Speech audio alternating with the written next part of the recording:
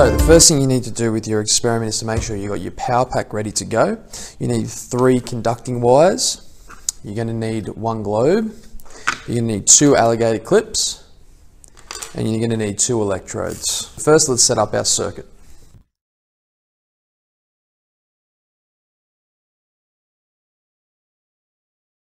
Okay, so once your circuit has been set up, first of all, test that the circuit works by touching the electrodes together, and you should see that the globe should turn on.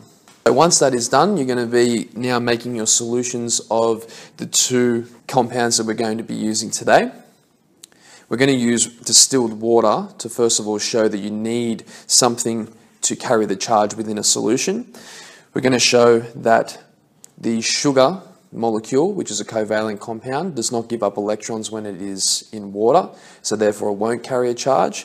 And last of all, you've got table salt, which will dissolve in water, and because it breaks up into its positive and its negative ions, it will allow for the charge to move through the solution. So let's make up those solutions now. So for our control, we're going to be using distilled water. You can free pour this. I'm probably putting it about 100 mils or about 75 mils. And so I'm going to put the 75 mils in each one of the beakers.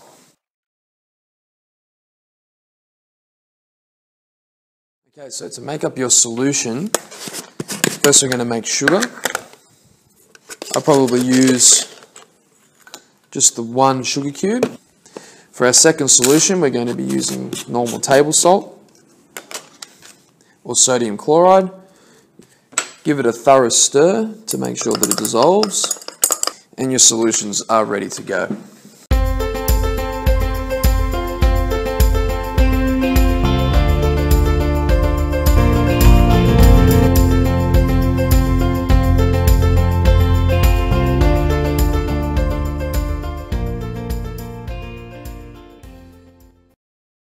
So now, we're first going to be testing water, just to demonstrate that water on its own will not be able to carry a charge.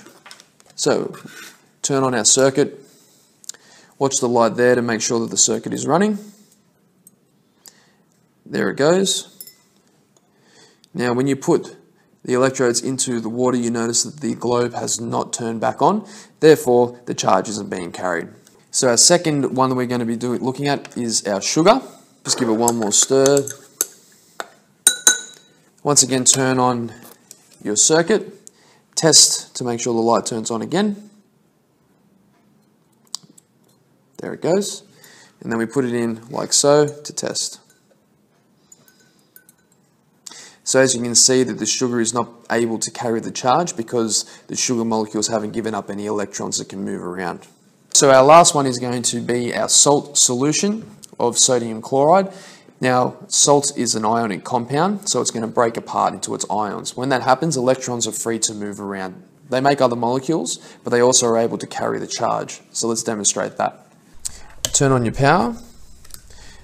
Just double check again that it carries a charge by turning on the globe.